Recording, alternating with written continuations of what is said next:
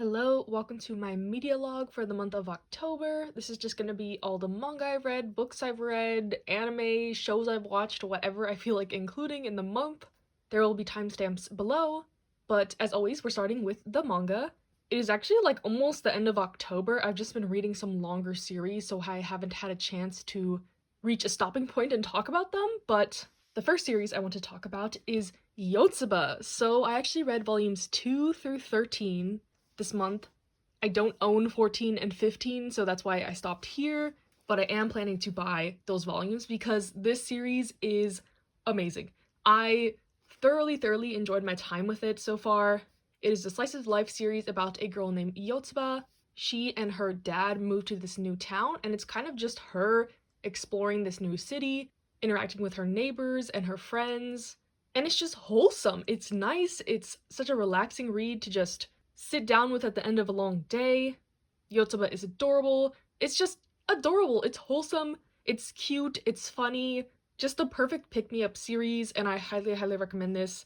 I had such a good time just reading like a volume of this every day to kind of give me a break from some of the other series I've been reading. But yeah, highly recommend Yotsuba. Actually, I think someone corrected me and said that it's pronounced Yotsuba to. This like and symbol is pronounced as to, so Yotsuba to.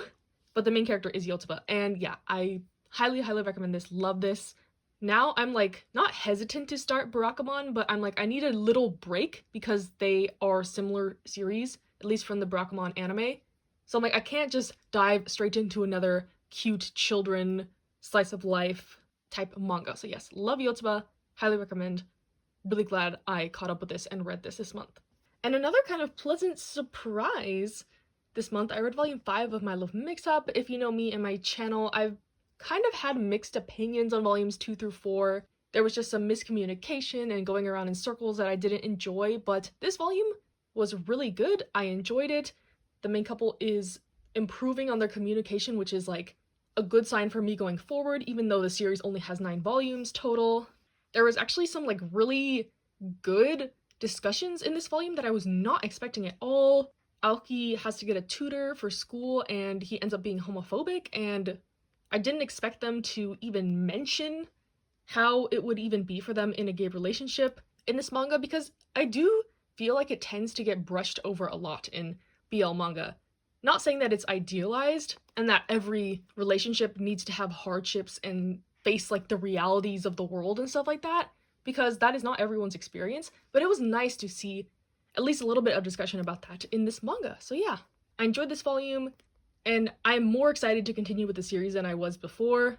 I'm glad it's improving, in my opinion, rather than going down in quality. And then lastly, I read volume 6 of My Dress Up Darling, and this was just another amazing volume. I love My Dress Up Darling. It is such a charming series. I don't know what it is about it, even though it is like ecchi, there's some fan service, but it's really good.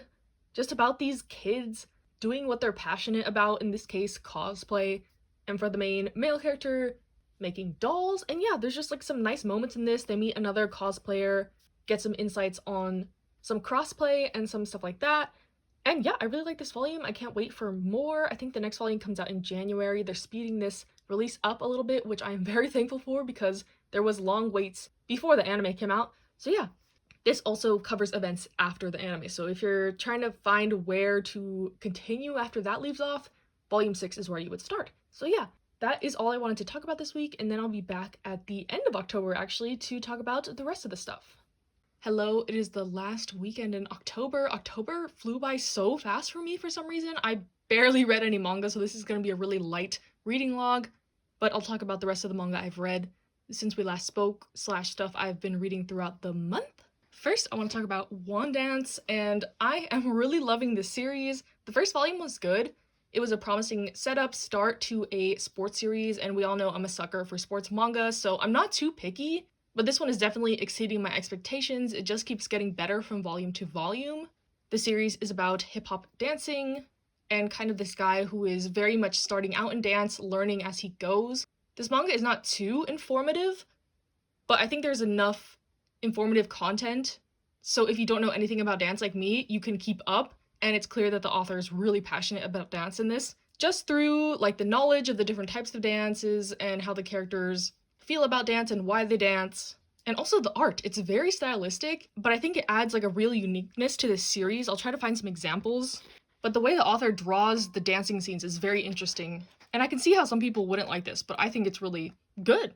And yeah, I do recommend this. I would say it reminds me of Baby Steps if you're looking for a sports manga comparison. It's very much a guy getting into this sport and knowing nothing about it and learning, and he kind of has this female classmate mentor, potential love interest. If they do develop into a romance, I think it's going to be adorable. If not, and they just stay friends, I think it's going to be good too. But that's why it reminds me of Baby Steps a lot. So yeah, highly recommend One Dance. Can't wait to read more of this. I think it's pretty ongoing in Japan, so lots more volumes and content to get to. I'm interested to see where they take it, how the relationships between the characters develop, the direction, etc. And something I'm not as interested in the direction it's going in. I guess that's a little harsh of me to say, but I read The Wallflower this month, volumes 1 through 8. There are like 36 volumes of this manga, and I own 16, so almost half the series. But yeah, this was a very much like nostalgia pickup for me, and I wanted to see if it held up, if it's still funny, if it's still good. I was in the mood for something Ouran-esque, and that is what this is. I would say I would really heavily compare it to Ouran High School Host Club. But yeah, this was also my kind of spooky read for the month. I'm not one to get super festive about Halloween or any holiday for that matter, so I didn't read any horror manga or anything like that, but this was the most like horror adjacent manga I had in my collection. Basically, it's about this girl who really likes horror stuff. She's kind of a recluse. She doesn't like interacting with people, especially pretty people. And the premise of this manga is these group of guys will get free rent in this mansion if they can convince this girl to be more of a lady, get her out of her shell, get her to interact with people more, so they can keep living in this mansion. So yeah, they all live together. There are these 4 pretty boys, super popular, everyone in the school loves them, and they're trying to turn this beast into a beauty type trope.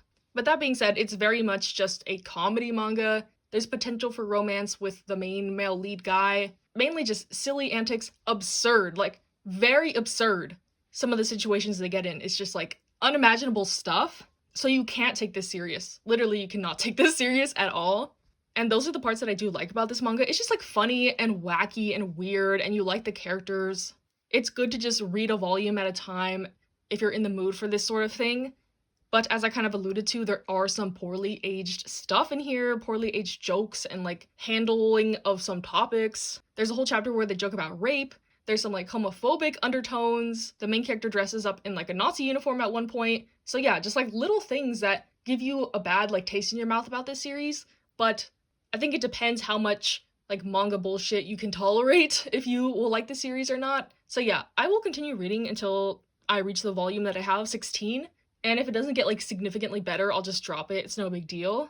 But for now, I'm having fun with it. Again, if you don't take it too seriously, it's a fine series. One of the deep cuts, like deep cut from the early like 2000s shoujo vault that I'm surprised went on for 36 volumes, but you never know. I don't think I mentioned, but I have watched the anime for this, so like I had some context to the story, but that was years and years ago, so I thought it would be fun to relive it.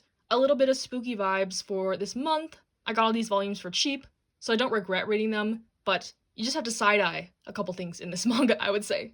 And then the last thing I read this month are 4 volumes digitally through Kindle Unlimited. I read the first 3 volumes and I bought volume 4, and I kind of forgot about this series. Like, it's called Atsumori-kun's Bride to Be, and I think that kind of shows how kind of forgettable this was, that I didn't even care to finish it, even though there's only 6 volumes. I read something by this author last month, and it was kind of the same thing. Like, it was a nice, cute series, but it wasn't anything special or substantial in my opinion. This one is about a girl who has been engaged to this man since she was very young, and she does not want to marry him. She's not interested at all, so she kind of moves to the big city due to this guy when she was a kid saying like, hey, you should move to Tokyo. It's so much better than here. And when she enters high school, she takes that advice, moves, finds this guy, and once he hears about her situation, he agrees to help her get out of this like arranged marriage situation. So on paper, it seems like everything I would like kind of fake dating tropes, kind of someone from your past reconnecting with them again in the present type stuff. But yeah, it was just a nice series from what I've read so far. Nothing amazing. I'll finish it one day probably, but I read this a couple weeks ago and I have no desire to really continue. The last 2 volumes, it's like, come on, if I don't want to finish a short series, that's a sign that it's like just okay. Or bad even. It's not bad, it was just, I wasn't super invested and I didn't really care to see the ending. I mean, I can probably guess what's gonna happen, but yeah, This one was alright, but not something I'm itching to get back to. So yeah, that is all of the manga I read this month. I think only like 30 volumes, which is really low for me. Usually I read double that, but yeah, this month just seemed to fly by. I did read some more books this month though, so we'll switch over to that segment. Hello, welcome to the next segment, which is the books I've read this month. It's the first week of October, and I finished one book, which is Conversations with Friends by Sally Rooney. I had read Normal People previously by the same author, and I enjoyed it, so I wanted to get into some of her other works. And overall, I liked this book. The ending was a little like, no, why did that happen? But it didn't completely ruin the experience for me, so that's okay. I ended up giving this like a 7.5 out of 10 stars. Basically, it's about this young woman who ends up having an affair with a married man, and kind of just a character study about her, the effects and ramifications of cheating. I don't know if it's too pretentious of me to say that this is a good look into kind of like the psychology of cheating, because a lot of people don't like Sally Rooney's writing and find it just plain and mundane and pointless. But to me, I really liked it. I got invested in these characters. The ending bits were actually pretty sad. And yeah, I like this book. The characters are very flawed. I wouldn't say like I love them, but I like them. I like the relationships and the discussions in this. But it's definitely kind of like an acquired taste of writing style for sure. It's very much, if you hate this, you hate this, but if you love it, you love it. So I'm kind of like almost in the love it zone. I liked Normal People better than this, but I still like this. And I do recommend this book. Again, if you're okay with kind of like a plain, to the point, simple writing style about these potentially triggering topics, and a book that's kind of about nothing, I do like these stories. It's kind of like the equivalent of slice of life manga in books. So yes. Hello, it is like the third week of October, and I've read one other book so far, Iron Widow. And if you follow me on Instagram, you will have seen my multiple rants about this book, because in all, I didn't really enjoy it. So if I leave out some things that I have said before, go check out my Instagram. It should be in like the reads highlight, and I think one of my Q&A highlights, if I forget something that I didn't like about this book. But yeah, Iron Widow. I guess I'll start with a plot summary. Basically, this is a sci-fi dystopian story with some elements of Chinese culture involved, but it is not historical. I will pop up the blurb that it has at the beginning of the book, which includes the triggers. I would definitely heed these because there are some pretty graphic scenes in this book. It is considered YA, so that's another reason why I would take my opinions with a grain of salt, because I am not the intended audience for this. And that seems to happen every time I've tried a YA novel recently. It just hasn't been my thing. And there was a lot of aspects that made this book not my thing, but I won't bore you with the details in my ranting, so I'll try to make this quick. But essentially, there's this world, the humans are fighting these aliens, and they need the humans to pilot these things called chrysalises. They need a man and a woman pilot, but the woman is often a sacrifice. She's just used for her life energy and then discarded. They're called concubine pilots, and the main character is being sold to the government to be one of these pilots. But little do they know, she's actually going willingly to take revenge on her sister who was killed in this process. So the best way I can describe this is kind of Hunger Games if Katniss's motivations were revenge and hating the patriarchy, not protecting her family and her homeland. So yeah, the main issue with this book is that the main character is extremely unlikable, unrelatable, lacks empathy, is a hypocrite, and it's just a chore to read some of her inner monologues and some of her actions, because they are completely unhinged at points. And I don't know if the author was intending her to be kind of the villain character, because in the beginning it seems like we're supposed to empathize with her and feel bad for her, even though there's not really much backstory about her and her sister, why she feels so passionately about getting revenge. The sister doesn't even have a name, so it's like, okay, I can't really connect with your motivations, and it all just spirals downhill from there. She hates this system, this patriarchy that is in place. She hates that these women have to die for these battles, and she wants to change the system. So it's supposed to be this like girl boss, feminist novel, but in the process she puts down all the other women in this book. Granted, they are not very well written. They're all either super submissive and weak, or when they are more like badass, they're still doing it at the will of men, and they're like, don't touch my man, bitch, basically, and like shoves her in the shower is one of the scenes. So it's very not like other girls with the main character, and she just does not have a positive view of all the other women in her life, even though she states that her main mission is to like liberate the girls and make it so the system is not so against them, but some of her actions are just completely unhinged, like I've said. So when she enters this like piloting program, she gets paired up with this guy who killed her sister. She ends up killing him, and the government is like, whoa, like, what do we do with her? She's crazy. She's gonna kill all the guys that she's paired with. So they pair her with the most tough, extreme dude in the program. He is a mass murderer. He's scary. He got a muzzle on at all times to try to tear her down, but they end up kind of being the perfect partnership. And that is probably the best aspect of this book, is the partnership she has with her co-pilot and also her childhood friend.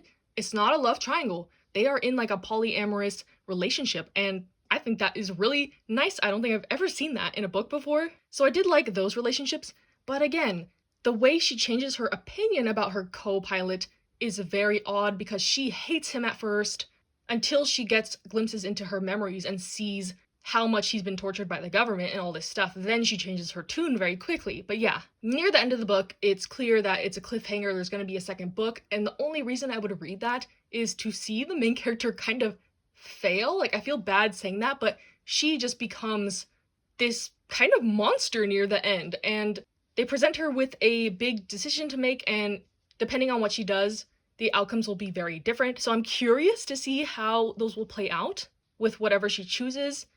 But yeah, TLDR, the main character is unlikable. The romance is nice, but her motivations are unclear. She's a hypocrite. She lacks empathy. And another thing I wanted to mention is that the world building is bad. Like, it's not really explained why they're at war with these aliens, what the history is there. And I low-key tuned out during all the battles. Like, there's this system where there's spirit pressure and chi, and like, I got what they were trying to do, but it wasn't interesting to me. And I liked just reading more about the interactions between the characters, minus the main character, I guess. So yeah, this book was kind of a train wreck, kind of a mess. It had some promising ideas. They just weren't executed very well. But if you really like kind of this dystopian sci-fi genre, I guess I would recommend this. But personally, I did not really like it at all. I gave it like a 2 out of 5 stars. So yeah. Hello, it is the last week of October, and I've read one more book this month, and that is Such a Fun Age by Kylie Reed. This was actually my favorite thing I read this month. I ended up really enjoying it. I devoured it in like a day, and I highly recommend this. The basic premise, I would say, it is about a young Black woman kind of struggling in her career and trying to get her footing in life, and she gets hired as a babysitter by this white woman, and it explores themes such as class disparity, performative activism is a main theme in this, and kind of just the dynamics between like transactional relationships. And I found it really interesting. I would say this compares to kind of Little Fires Everywhere in terms of the setting and the themes, but also The Help in a very modern way. I think this book is really relevant. Like I said, like the exploration of the topics. I like the main character.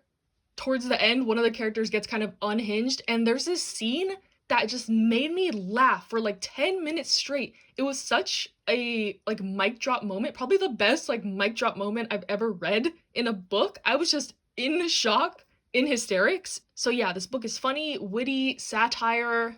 So yeah, I would recommend this.